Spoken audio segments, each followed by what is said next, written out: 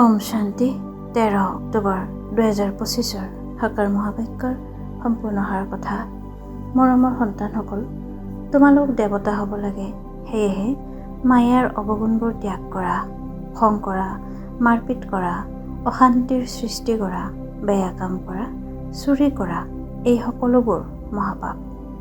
প্ৰশ্ন: এই জ্ঞানত কোনসকল সন্তান তীব্ৰ গতিৰে যাব পাৰে? লোকচান কোনসকলৰ হয়?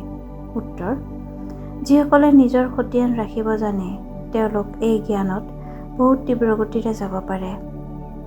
লোকচান তেওঁলোকৰ হয় যিসকল দেহী অভিমানী হৈ নাথাকে।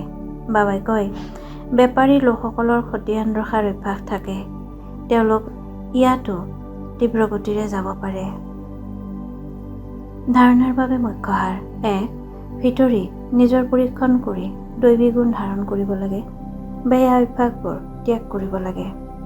প্ৰতিজ্ঞা কৰিব লাগে যে বাবা, মই কেতিয়াও বেয়া কাম নকৰোঁ। 2. কৰ্মাতীত অৱস্থা প্ৰাপ্ত কৰিবৰ কাৰণে স্মৃতিৰ দৌৰ লগাব লাগে। আত্মিক সেৱাত তৎপৰ হৈ থাকিব লাগে। জ্যেষ্ঠজনক সন্মান জনাব লাগে। বৰদান: পিতাক অনুসৰণ কৰাৰ পাঠৰ দ্বাৰা কঠিন কামো সহজ কৰি তোলোতা তীব্ৰ পুৰুষাৰ্থী হোৱা। বিস্তাৰ: কঠিন কাম সহজ কৰি তুলিবলৈ বা অন্তিম পুৰুষাৰ্থত সফলতা প্ৰাপ্ত কৰিবলৈ প্ৰথম পাঠটি হৈছে পিতাক অনুসৰণ কৰা। এই প্ৰথম পাঠটিয়েই অন্তিম অৱস্থা সমীপত আনোতা হয়। এই পাঠটিৰে অভুল একৰস আৰু তীব্ৰ পুৰুষাৰ্থী হৈ যাবা, কিয়নো যিকোনো কঠিন তেতিয়া হয় যেতিয়া পিতাক অনুসৰণ কৰাৰ সলনি নিজৰ বুদ্ধি চলোৱা। ইয়াৰ দ্বাৰা নিজৰে সংকল্পৰ জালত আবদ্ধ হৈ পৰা। তেতিয়া সময়ো লাগে আৰু শক্তিও লাগে। যদি পিতাক অনুসৰণ কৰি যোৱা তেতিয়া সময় আৰু শক্তি দুয়োটা ৰাহি হ'ব, জমা হৈ যাব। শ্লোগান: সত্যতা আৰু স্বচ্ছতা ধাৰণ কৰিবলৈ নিজৰ স্বভাৱ সৰল কৰি তোলা। অব্যক্ত সংকেত: নিজৰ আৰু সকলোৰে প্ৰতি মনেৰে যোগৰ শক্তি প্ৰয়োগ কৰা।